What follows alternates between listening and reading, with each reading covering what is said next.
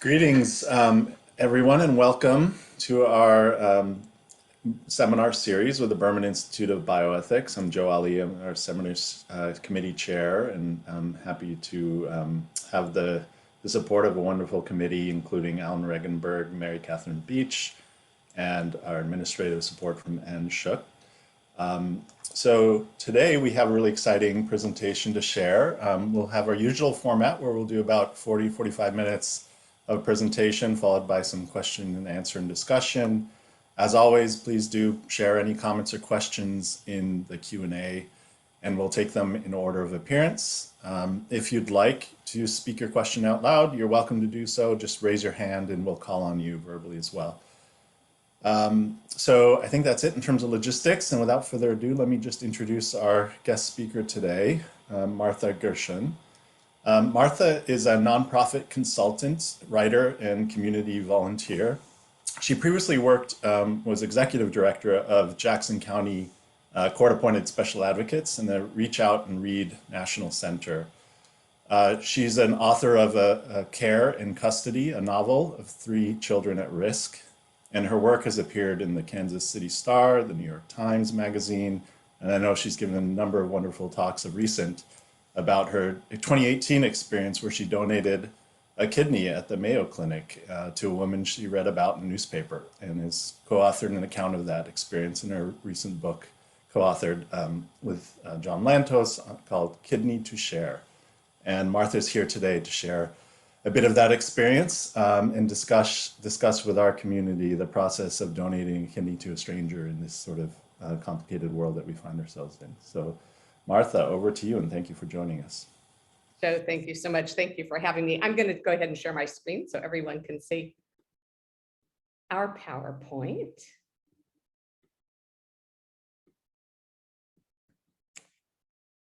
Thank you so much. I really appreciate the introduction. I want to set the context for our conversation today. In a very big way, we need more kidneys in this country. In the United States, there are currently 93,000 people on the waiting list. And that just means those are people who've already been screened by a transplant center. They've already been approved. They already knew enough to know that they needed this help and they were already in serious enough trouble. It doesn't speak to the 37 million people in our country at risk of chronic kidney disease, many of whom will end up in end-stage renal disease, and if they are fortunate, end up on the kidney transplant waiting list. And 13 of the people on the waiting list will die every single day that they wait. So as you can see, this is a matter of significant urgency. Kidney transplants are also a really interesting intervention because they actually save society money. Many interventions that could do great good for people. I was just listening to the news today about the potential for gene therapy to help people suffering from sickle cell anemia. Cost a lot of money. But kidney transplants happens to be one intervention that actually saves money. Why? Well, because the alternative, which is dialysis, is very expensive, upwards of $80,000, $90,000 a year for however long the patient lives. Could be 5 years, could be 10 years. And because of a very unique funding situation in our country. Medicare, which primarily manages healthcare for people 65 and older, I became eligible this year, very exciting, covers 2 conditions in our country, regardless of age and without a waiting list. There are other conditions that Medicare will cover for people under 65, but typically there's a 24-month waiting period. And those 2 conditions are ALS and end-stage renal disease. Both conditions that inevitably will be terminal if something doesn't kill you first, but cost a great deal to care for. So if you are 27 and do not have private insurance and you get cancer, Medicare will not help you. If you get some other sort of serious condition, Medicare, traumatic brain injury, Medicare will not help you. But if you get ALS or much more common end-stage renal disease, Medicare will cover you. Because of that, a kidney transplant saves society or a private insurer, in the rare instance that people have private insurance, over $150,000 over the life of the patient. That means if we want to think about ways to invest in increasing the number of kidney transplants, it pays off up to $149,999. That's a lot of money to play with when we think about interventions.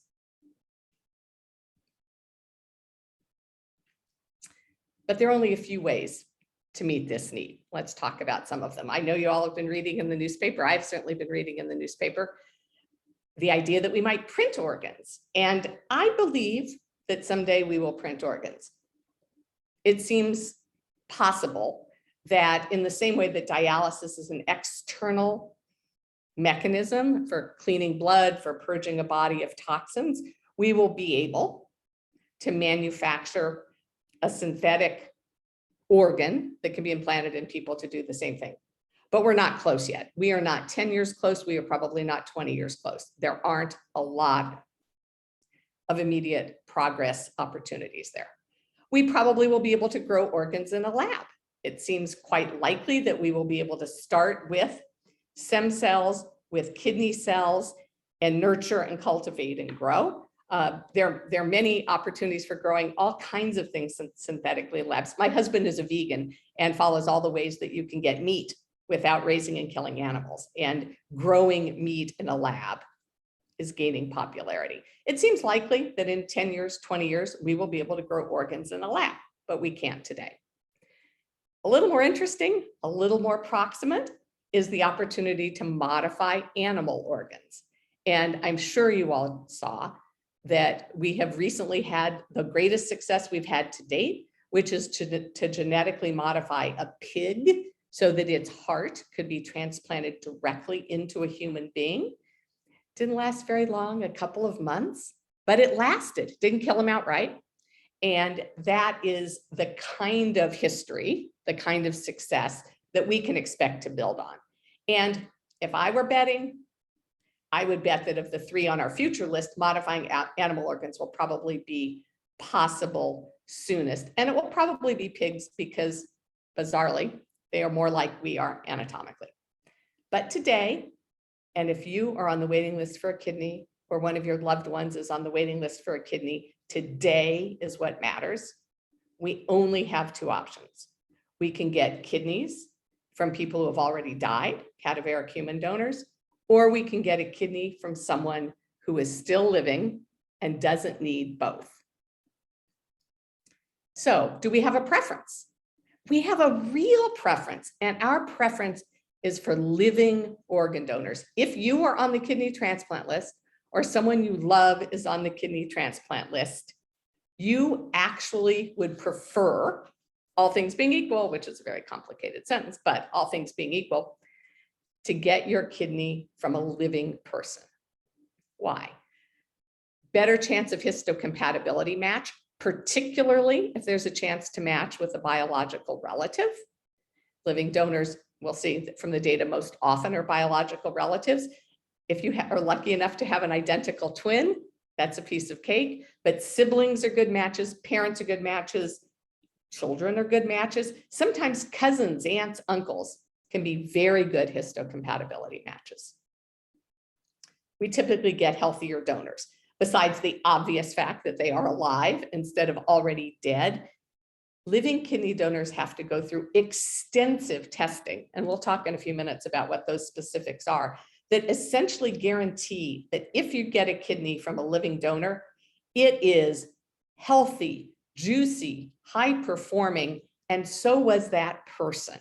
We don't take living kidneys from people who have illness or death circumstances, but we do take deceased donors from people who might have been really quite sick. Most deceased donors suffered immediate traumatic brain injury, car accidents, motorcycle accidents, certain kinds of opioid overdoses, which shut down the brain instantly. But only 3% of people who have even signed up to be organ donors on their death die in a way that makes their organs usable. You have to die near a hospital. They have to be able to get you or the organs on life support very quickly. You have to have not died of a progressive illness like cancer. You have to not have end-stage renal disease. So living donors are healthier. The organs typically, not always, but very typically spend a whole lot less time out of body. That scenario that you see on Chicago Hope or Chicago Med or any of those other great hospital procedurals that people like me are addicted to, where someone dies in room A and it just happens they're a perfect match for someone who's very sick with end-stage renal disease in room B and they move the kidney over. It does not happen like that. Deceased organs are flown 250, 500 miles. They're flown in coolers, they're flown on airplanes, they're driven in trucks and in cars. They're carried through city streets and in bicycles and in motorcycles. So all of that can cause damage to a kidney and also can give it time to slowly die. Living transplants are almost always, not exclusively, but almost always truly held in operating rooms right next to each other. So often a living kidney spends 10 minutes out of body and put back in. That means that it's going to start much faster, perfuse with blood very quickly, and begin to make urine, which is its job. There's also the opportunity to schedule the surgery at an opportunity to give maximum outcome. Surgeons don't have to be called in the middle of the night. Teams don't have to be put together in the middle of the night. The recipient doesn't have to be roused out of bed and flown half sleep deprived, not in the best shape to undergo surgery. They might have had a big dinner. When we schedule a living organ donation, everybody can do things in a timely, careful way. Nobody has to be sleep deprived and everybody can have fasted appropriately beforehand. So there are many reasons that we need more kidneys and we need more living kidneys. But here's the irony. Very few people choose to become living kidney donors. Last year, there were 19,184 total kidney donors in the United States. And here the data gets pretty interesting. 13,214 of them, that's 69%, were deceased donors. That's a record for the 11th time in a row. And they were able to donate to more than 13,214 people. Why? Because a deceased donor often can donate both kidneys. Not always, but often. I often like to joke with my husband, someday if I am in a car wreck, it seems very likely, I'm a terrible driver. And of course I'm an organ donor. And they get me to the hospital and they are ready to take me off life support to donate, and they cut me open and somebody is going to say, crap, this woman only has one kidney. There are many reasons that a deceased donor might not be able to donate 2 kidneys. Last year, there were 5,970 living donors, and there were 5,970 recipients. That's a 1-to-1. That number is not a record. It was impacted by COVID. COVID made it harder for living donors to donate. People who were ready to donate would test positive, might become too ill to ever donate, might not have been able to travel, might not have been able to be admitted to the hospital. A lot of things happen. In a non-COVID world, that number has been increasing every single year. And here's what's interesting about those people. Almost 2/3 of them were related to the person that they donated to. They were biological relatives, good histocompatibility matches. They were spouses or life partners. That's not going to give you the same histocompatibility advantage, right? The odds of matching with the person that you love is romantically exciting and often makes the news, but it's statistically quite rare. Or they were pairs or exchanges, and we'll talk more about that in a few minutes, where somebody donated to save the life of someone they love, but because they were not a match, their kidney went into the pool in a different sort of way. But the intention, the motivation was to save the life of someone that they know and that they love. Only 1/3 of living donors, so 1,958, and you can see that's 10% essentially of all kidney donors in the United States, gave to people they were not related to, whether friends or strangers. So they might have given to somebody that they went to university with. They might have given to a classmate's mother. They might have given to someone they know in the same church. They might have given their kidney to the pool and said, Johns Hopkins Medical Center, find somebody who's a match and take my kidney. So that's a whole range of knowing someone quite well to a completely anonymous gift. I am one of those kidney donors, one of the 10% last year. Let's talk about two things. Why do we make it so hard to find a donor?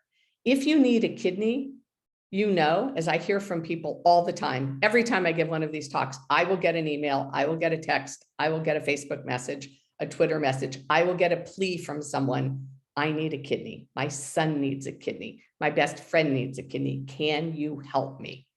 We very oddly ask people to personally engage in this search themselves. The medical center helps provide support, nonprofits help provide support, but unlike other things we need in the medical system to save our lives, we ask people to go find this themselves. And I think this is the most poignant billboard I've ever seen. This is actually a photograph that was in an art exhibit in Lawrence, Kansas, near where I live in Kansas City. I need a kidney. Here's my phone number. What could be sadder? We don't see comparable pleas for insulin. Maybe we see a GoFundMe. We might see a plea for money, but we don't see a comparable plea for the parts, for the supplies that someone needs to save their life. But we make kidney patients beg. We also make it really hard for donors. And that's one of the things we're really going to focus on today.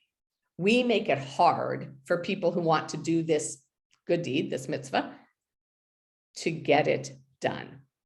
So why is that? Well, history gives us a lot of clues. The medical community has always been ambivalent about living donors. First of all, it requires a breach of the Hippocratic Oath. It requires a surgeon to seriously wound someone who isn't sick, someone who doesn't need the surgery. Even cosmetic surgery, we could argue, is in the best interest of the patient. This is not medically ever in the best interest of the patient. We can talk psychological, we can talk other reasons, but we're asking a surgeon to hurt someone, to put someone at risk who is not sick.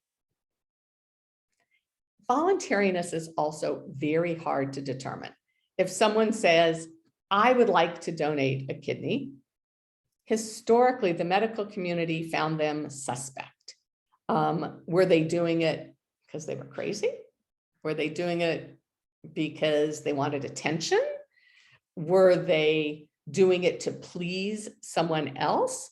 There's some, I think, very concerning data out of India that the most common living transplant situation is a woman donating to her husband. It's not even closely comparable the other way, a man donating to his wife. And it's explained by men get sicker, men need more kidneys, but there's a sense that perhaps in that culture, women are supposed to sacrifice for their husbands. Any of you who have family dynamics, I'm betting 100% of people on this call could imagine the extent to which coercion, voluntariness come into play in sibling relationships and parent-child relationships. Not just, is someone going to donate, but who is going to donate? And it's very complicated, and doctors are very concerned about this. At the same time, the medical community recognized there could be very significant psychological and practical benefits to someone who is donating, particularly if they're related. There'd be psychological benefits, more time to spend with my mother, more time to spend with my husband. Of course, more time for my child to live. You might have an enhanced relationship with the recipient. I can only imagine that my relationships with my siblings would be profoundly enhanced if I were to save the life of one of them and therefore benefit the other. Greater self-esteem, often in families, there's somebody who needs to feel better about their contribution, needs to feel better about themselves. This might tiptoe into coercion versus voluntariness, but it would certainly benefit that person if they were able to achieve that psychological goal in this way. And from a purely practical level, and I don't think people from privileged, from highly resourced families think about this, to relieve the family of the burden of caring for someone who is seriously ill. If a family has a family member on dialysis, it impacts everyone. It's hard to get people to dialysis 3 times a week, or if they're doing hemodialysis at home, they have to be hooked up every night. It burdens the family around travel. It burdens them around infection control. Certainly during COVID, it burdened them around hypervigilance. If a member of the family, by donating, can remove that family's issue, it could be deeply meaningful to more than just the patient. And then there was the slow recognition historically, medical community is really slow to recognize this, that there might be healthy altruism derived from general moral concern that a family member might want to do the right thing. And you can think of a distant family member, a cousin, an aunt, an uncle, for whom some of these other benefits might not accrue, but the opportunity to exercise their healthy altruism certainly might. This sort of started a slippery slope. If close family members are acceptable, what about distant relatives? What about cousins? What about aunts? What about uncles? If they're acceptable, what about close friends? I have friends here in Kansas City I see and talk to much more often than I do my own sisters who live out of town.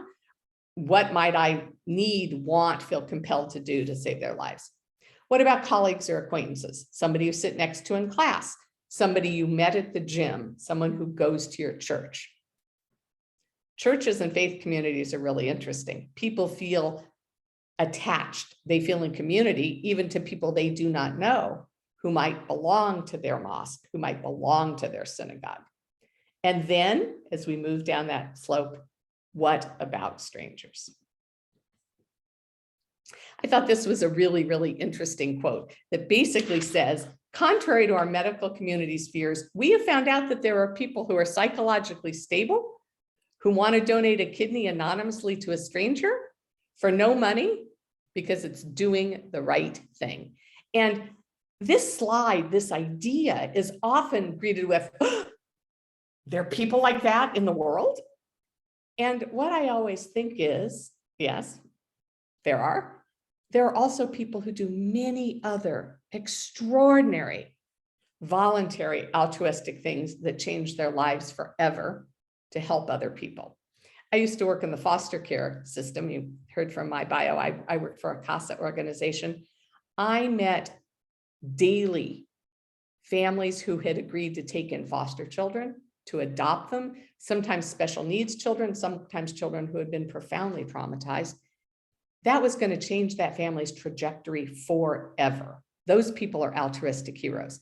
But we don't question their motives in the same way that we seem to be interested in questioning the motives of people who want to do what I would argue is a much simpler thing, which is donate a kidney. We don't question why people sign up to serve in the armed services, to protect our country, why people become firefighters, why they become police, other kinds of first responders. Those are all ways people put their lives at risk, change the trajectory of their lives forever. And we don't really question the altruistic motivation behind it. But living donors, we're not very comfortable with it. There, I didn't want to skip that one. So I want you to meet my kidney recipient. She's the pretty blonde. This is Deb Porter Gill. I read about Deb in the Kansas City Jewish Chronicle in December of 2018. And the story said that she used to live in Kansas City, where I lived. She had moved to Fort Lauderdale. She had 2 young adult children. They had gone to the synagogue for religious school and for Hebrew school. And she needed a kidney. This was not Deb's first foray into the transplant world.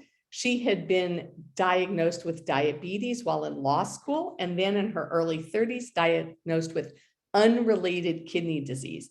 But that combination turned out to be lucky for her because it put her on the list for a kidney pancreas double transplant. We do those 2 organs together.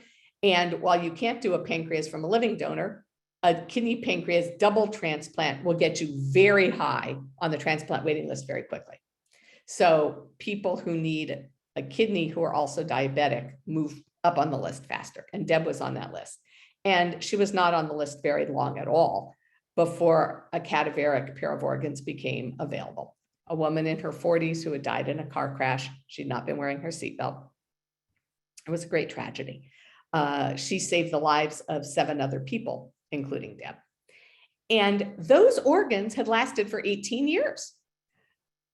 Deb's pancreas was still growing strong, according to the article. I'm just like reading this in the newspaper, but the kidney was starting to fail. And I didn't know anything yet about kidney transplants. So I didn't know that the fact that she'd kept a cadaveric organ for 18 years was pretty remarkable. They typically make it 10 to 15 years. It suggested that her underlying health was pretty good and that she was very compliant around her medication regimen, or very lucky. But according to the article, Deb would not live long enough to wait out the cadaveric transplant list. She needed a living donor. There were no family members available. Her kids had been adopted from Russia. They were not a good match. They weren't very old either. They were in their very early 20s, just at that borderline of what we're willing to allow consent for. Her parents were too old and not in good health. Her siblings were not a match. She was reaching out to the community, a place she used to live 5 years ago. I'd never met Deb, but reading this story, I had this preternatural sense, maybe that match could be me. So there are 2 things you have to know about me that make that aha moment make some sense. And when you talk to other living kidney donors, what you find is that these are very common elements of the story. The first is that I already had a family story about living kidney donation. My beloved cousin Anne in Omaha had needed a kidney almost 20 years before. She was on the list, but had not moved up very quickly for cadaveric organ and had polycystic kidney disease. Her kidneys had already been removed. She was living on dialysis. And her best friend was a match. So Cheryl Cooper donated a kidney to my cousin Ann Goldstein in 2002. It was successful. And my cousin lived another 9 years. Those were years of great joy for her family, for my family, for our families together. She had 2 daughters who got married during that time. I was at both weddings. Anne was healthy and at both weddings. Each of those daughters had 2 children and was able to meet her grandchildren to spend some time with them when they were young. At my son's bar mitzvah, my daughter's bat mitzvah, Anne was able to travel from Omaha and be with us. And in 2010, when my mother died, Anne was able to come to the memorial service, which meant a great deal to me. I knew what it meant to a family to extend the life of a kidney patient. I knew what a gift living organ donation was, not just to the recipient, but to the world that surrounds them. I had been part of that world. And often when you talk to kidney donors, you will find that there is some glimmer of a previous story that brought this into their awareness. But you might reasonably ask, that was almost 20 years ago. Well, what were you doing in between? Lots of people needed kidneys. And that answer too, you will often hear from kidney donors: timing. I had just retired from full-time work. I wasn't as busy as I'd been before. My children had finished college, were set up in their apartments, fully adult. My caregiving needs at home were significantly reduced. My life wasn't so crazy. We were financially secure. And having recently left a career in the nonprofit sector, I was interested in finding other projects and other ways to contribute, to donate, to be useful. This happened at a particular point in my life.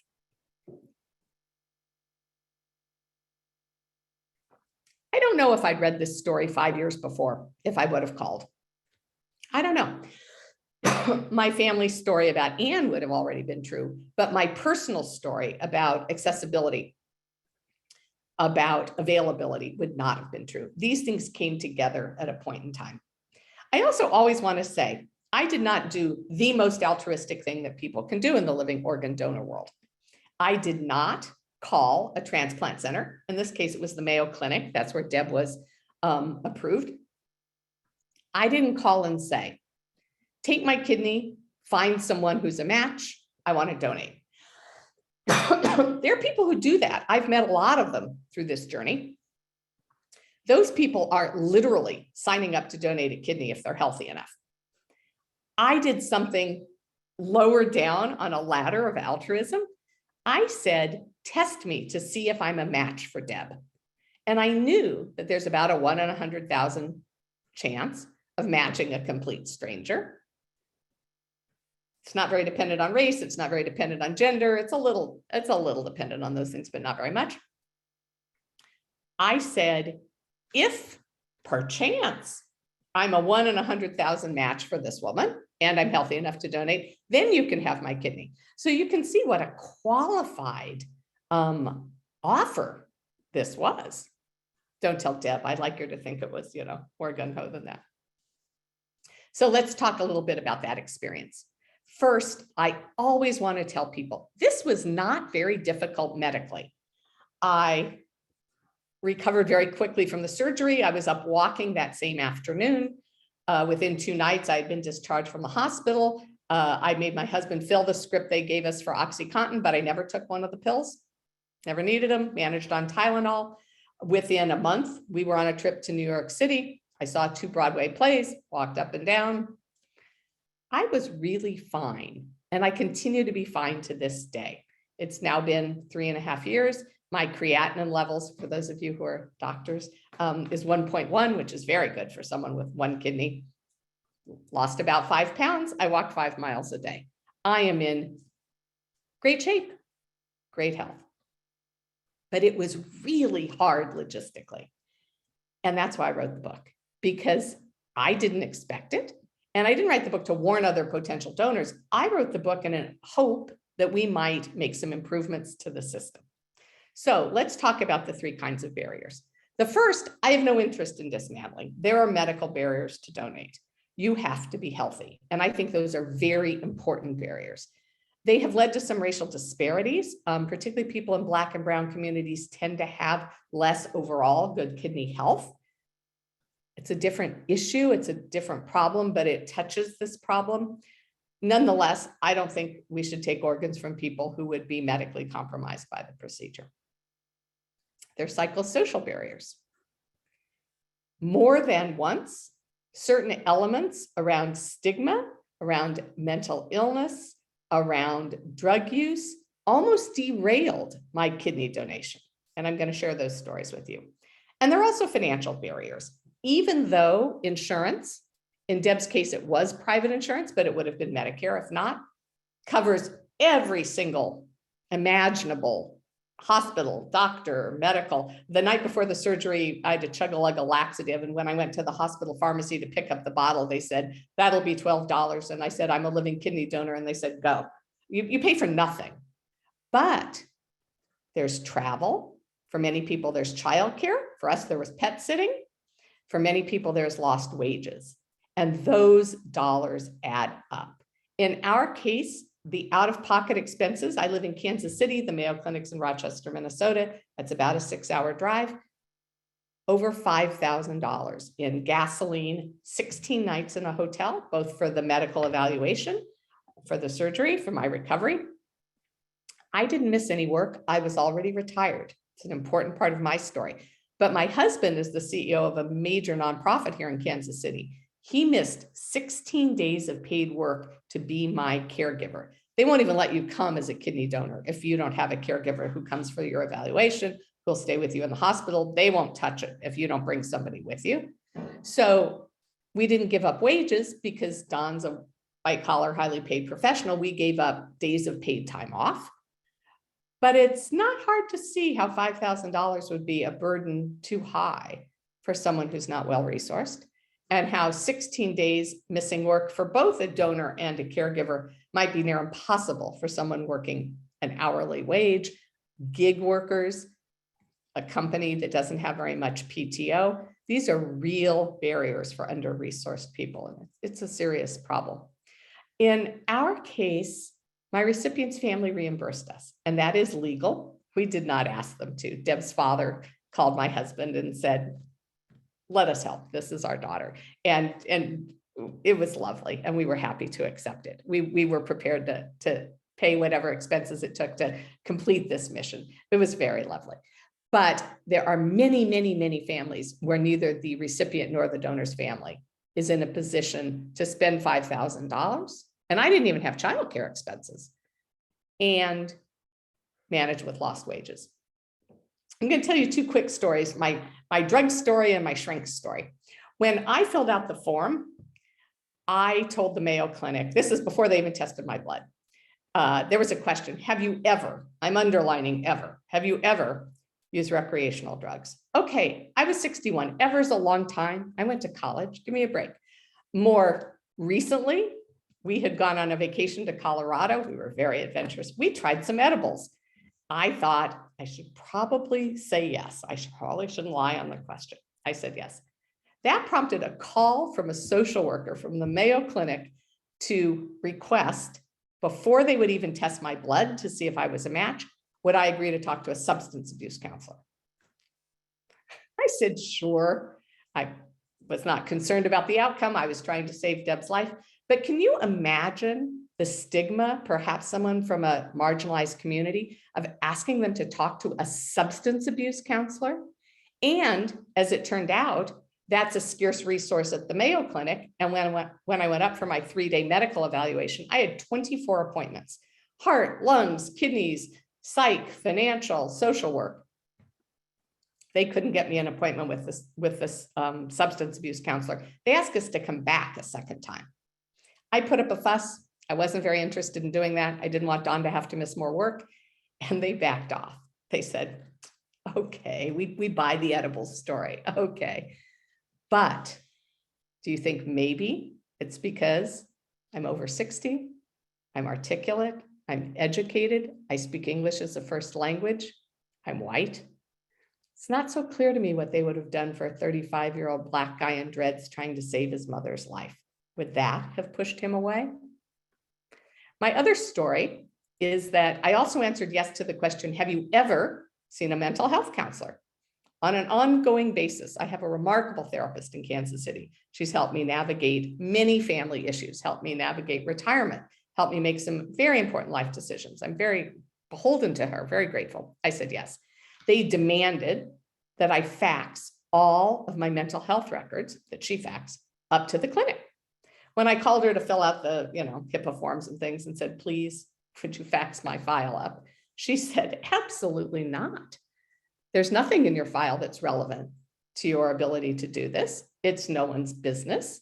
I don't know if your file's ever going to get merged with your recipients. They say not, but I don't know. I'm not doing it. I will write a letter saying that you don't have a clinical diagnosis. I actually think doing this is consistent with your worldview, but I won't send your records. They accepted that. But again, is that question, fax your mental health records? How many people is that going to put off who might otherwise become very satisfactory living organ donors? My story has a happy ending. This is Deb and me the day after the surgery. I was walking, she wasn't walking quite yet. You can't see, but my favorite part of the scene at the foot of the bed is the bag hooked up to tubing, hooked up to Deb, which is, as we were talking, filling with golden urine. My kidney, Deb's kidney, was working, and it was miraculous. And the other picture is 2 years later when Deb came to Kansas City to see her folks. We met up and she took me out for sushi. Deb says, if you donate a kidney to someone, you get lifetime of free lunch, lifetime of sushi. So we continue to stay in touch through Facebook, through Twitter. We gave a presentation at a Jewish nonprofit in Broward County, Florida on Zoom not long ago to encourage people to consider living organ donation. She's doing well, and I am too. There were hiccups to this happy ending, and it has to do again with some of those financial barriers. Deb got really, really sick as we got closer and closer. We probably waited too long. And the night of the surgery, I was home drinking that laxative in this hotel room. Deb had already checked in. They called me, and the nephrology fellow on call said, "We're calling off the surgery. Your recipient is too sick. She won't survive the surgery." It was devastating. They couldn't give me very much information, HIPAA. I said, "Can I talk to Deb?" He said, "She's crying." I had to hang up the phone, literally not knowing if I was packing my bags and going back to Kansas City, if something would change, if Deb would die. I didn't know. By morning, I was able to talk to my living donor coordinator, who explained that there were some shadows in Deb's lungs. It might be liquid. They might be able to give her dialysis. But if it was an infection, they couldn't give her immunosuppressant drugs post-transplant, that we would try later. And in fact, a week later, we were able to reschedule the surgery. During that time period, the Mayo Clinic kind of lost track of me. It was another example of how we don't treat donors very well. They called and said, "We're ready to do the surgery. Can you be here in the morning for labs?" And I said, "I'm in Kansas City. Do you want me to drive all night?" And they said, "You're in Kansas City?" I said, "I live in Kansas City. It's in my file." They said, "You're not here?" I said, "I'm not there." "What do you mean?" And I said, "I'm not driving through the night, or you're going to have a cadaveric organ donor." And they rescheduled and made the surgery more convenient for me. But it was a good example of how our system doesn't understand the role of living organ donors. Are we part of the supply chain who's on the shelf and just bring us down when we need us? Are we a patient, in which case we need to demand all their records? Or are we something oddly in between? These barriers have real world consequences. It's one reason I wanted to write the book. In 2017, Georgetown did a study of 985 people who called the donor hotline in response to donating a kidney. You can see that 30% opted out even before the first meeting. And in the end, only 15% donated. We started out with almost 1,000 people, and barely 150 became kidney donors. Most distressing is the racial disparity. 19% of Caucasians donated, but only 10% of Blacks did. Could that be some of the reasons that I've talked about? So let's talk quickly about ways we can increase the supply of organs, because, as we all agree, we need more of them. We can have pairs and chains. We talked a little bit about that in the beginning. That is if I want to donate to my husband, but I'm not a compatible match, but he is compatible with another donor, and that person has a recipient who's compatible with me, and we cross them. And we're starting to do a lot of those in this country. Much more complicated is a kidney chain, where A gives to B, C gives to D, D gives to E, and all the way down.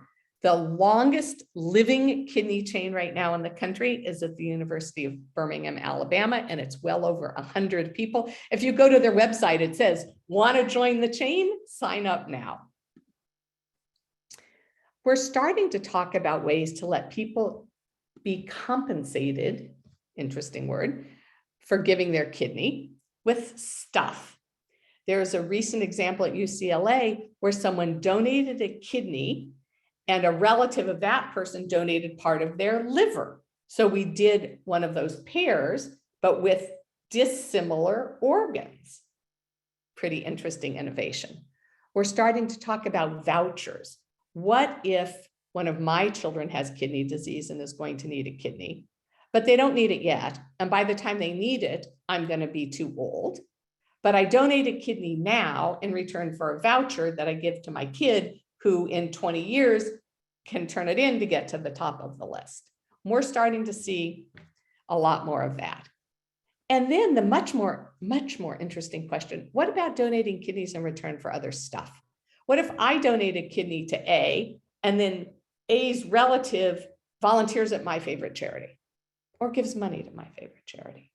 Can we trade kidneys for other things of good value in our community? And we're starting to see a lot of experiments with these things. They're starting to be more studies. And then, of course, the very controversial one. What about kidneys for cash? This is illegal in America today. There are only a couple of countries where it is legal. But if I can give a kidney for part of a liver, if I can give a kidney for a voucher, why can't I just give a kidney for 30 grand?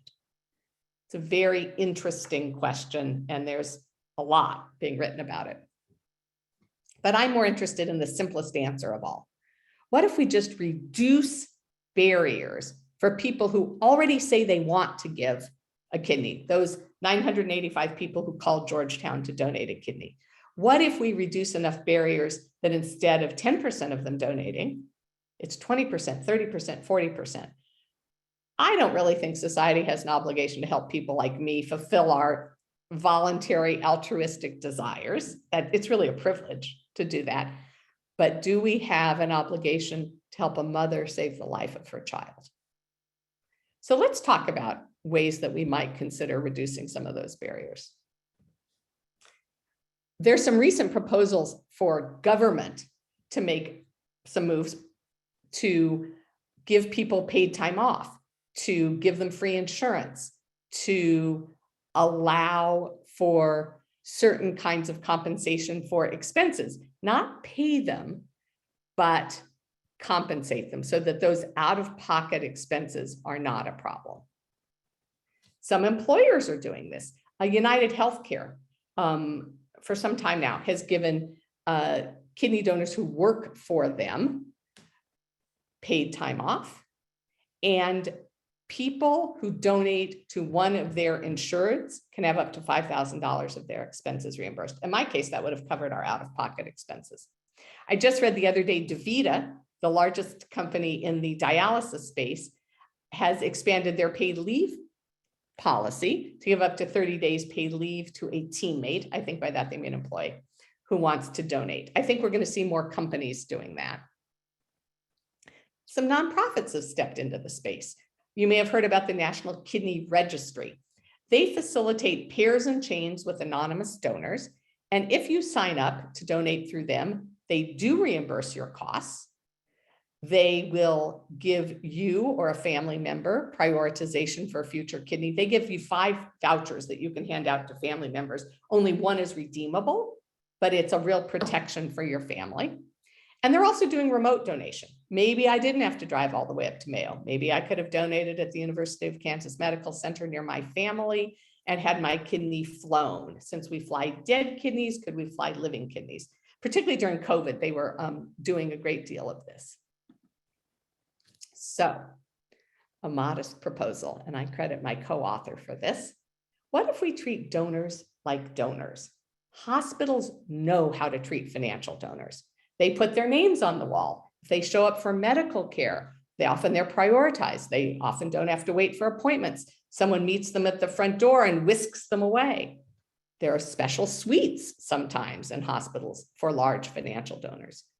Why do we let people who give money receive these elaborate forms of treatment where people like me who just give up a part of their body aren't treated with any particular or appreciation? Now, I always want to give Mayo full credit. After the surgery, the whole team came to my room to thank me. It meant a lot. They gave me a certificate, which meant a lot. And they gave me a fleece jacket with the Mayo Clinic transplant logo, and I wear it all the time. And that meant a lot. But look what they do for people who give money. Good heavens. It seems that we could think a little bit more about what that word donor means. And if we can remove barriers, if we can make it easier, if we can make it nicer, can we meet more of that need to save more lives? Thanks. Thank you very much, Martha, for that really interesting story and for sharing. We have about 10 minutes or so for some discussion, and would invite everybody to, anyone who's interested, to add questions to the chat or raise your hand. If I could just start us off with one quick question about your sort of journey of coming to understand and decide on whether or not to donate a kidney. Could you share just a little more maybe about how you educated yourself about kidney donation and what sources of information did you find really helpful? What pathways did you find less helpful?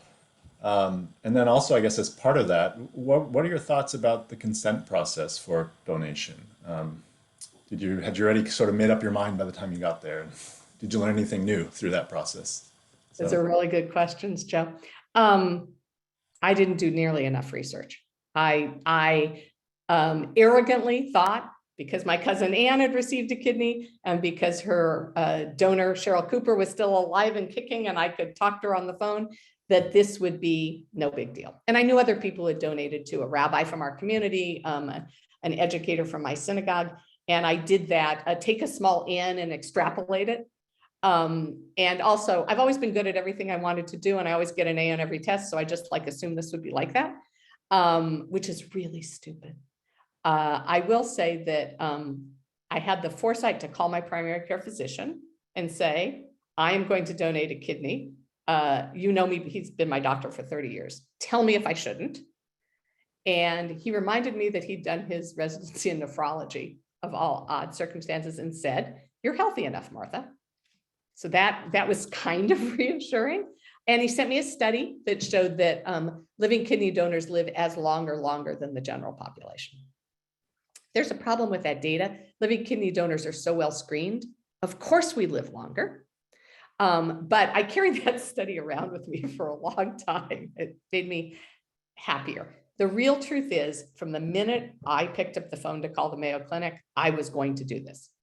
And there were some medical hiccups. At the evaluation, it was found that I had borderline hypertension and borderline high blood glucose. And those are both red flags for kidney donation.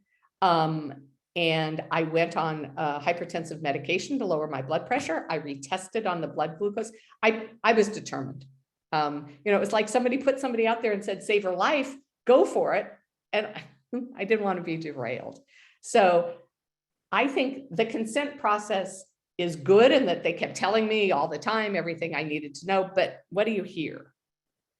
The only other thing I want to say absolutely is that at every meeting I had, every single meeting at Mayo, and I bet if you add them up, there were 50, whoever I was speaking with said, you may drop out at any time. The recipient has other options. We will tell her you've been disqualified.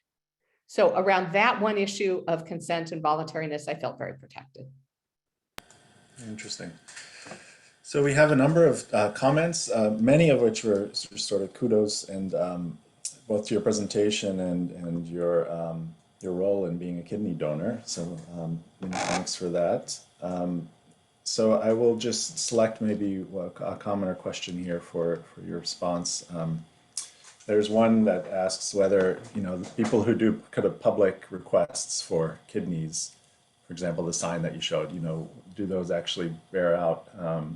Is there data on different forms of solicitation, I guess you could call it, for kidneys, and what's effective, what's less effective, what's the goal? Yeah. So actually, there's very good data, and it's not the kind you want. It goes like this: if you don't advertise, you won't get a kidney. Unless you have a close family member, right? Unless your husband, your daughter. If you don't, you don't have to put up a billboard, but if you don't publicly tell the world, your network, your Facebook community, your synagogue, that you need a kidney, it's not going to find you. My co-author likes to say it's a shame, but it's also true that if you're pretty and white and blonde, you'll do better. I don't know if that's true. It probably depends on the channel. I suspect there are communities where if you present as Muslim, you present as Black, you will do better. But yeah, they work because nothing else works at all. Yeah. Another comment here, a question is so I guess it really relates to how long do kidneys remain viable, and the person's asking really if you could save a kidney, one of your kidneys, for later use. But I guess more generally, if you could speak to the. Oh, you mean like freeze-dried a kidney? So no, they're only good about 12 hours out of them. Yeah. So go for a voucher because your kidney ain't gonna make it. Yeah. There's a question here about if you have any children, did you ask their opinion about donating to a stranger? Yeah. I did ask them. So we have an adult son and adult daughter. I asked, maybe overstates it. I told them I was thinking of doing this. They knew Anne, they knew our family story. I don't think they were at all surprised. And one of my favorite quotes in the book and in real life is my son, who said, "Mom, our family should not hoard our kidneys." Yeah. Another question, thanking you first of all, and then throughout your presentation you highlighted your and the recipient's religious affiliation. How much did religion have to do with your decision, and should religion play a larger role in these types of decisions? So religion does play a large role. When I was at the Mayo Clinic, and they'll talk to you forever at Mayo because they're not paid by the procedure, they're on salary, and they're interesting intellectual people. I said, why do people donate? And the nephrologist I was talking to said, two things I can tell you about everybody we talk to. First of all, living organ donors are inherently optimistic people. If you are grumpy, sad, pessimistic, you don't believe in this. I mean, it's an act of faith, of hope, that kind of faith. That fit for me. I'm pretty perky, pretty optimistic about life. And he said, and they belong to a faith community, not any particular church, but people who donate have a spiritual grounding, a belief in God. For me, what mattered is that my Jewish upbringing taught me we should do good deeds when we can. But I would have happily, I think, donated to a Muslim colleague, to a Christian girlfriend, to a Catholic ex-boyfriend. I mean, I would like to think that it wasn't that Deb was Jewish, but it's how we met. Would I have met that other person? You meet people in your own community. Yeah, I think that speaks to maybe the next comment that was in the Q&A here about directed donation based on compellingness of recipient story, attractiveness of the recipient. Yeah, I think you've addressed that both here and in your talk, but if there's anything else you want to say about that, you're welcome. Well, given that kidney disease disproportionately affects Black and brown people, we got to get around this problem. And pairs do that, chains do that, anonymous donations do that, and willingness of people to broaden their communities in all ways will do that. Thanks.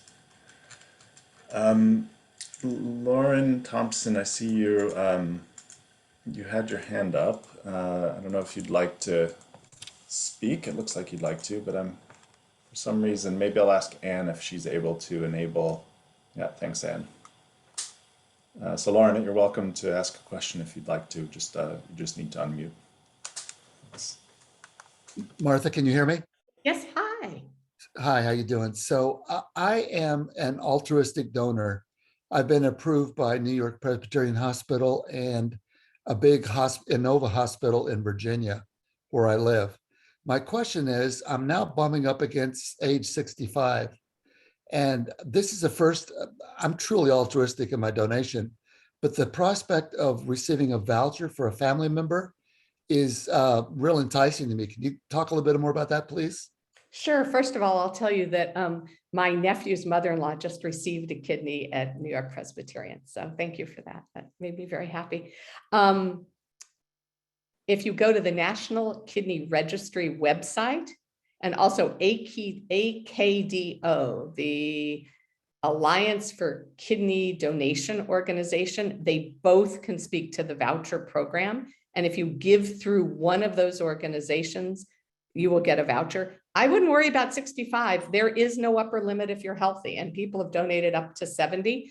Bone marrow donors are cut off at 60, but there is not a limit for living kidney donors. So stay healthy, and I wouldn't worry about the age.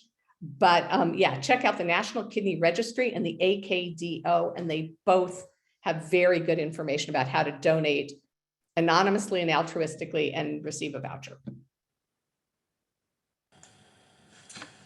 Great. Well, I think with that, we're going to have to bring it to a close, and just thank you again, Martha, for sharing your story and your bravery. And we appreciate your time spent with us, and I hope everybody found it to be as interesting and stimulating as I did. So thanks very much.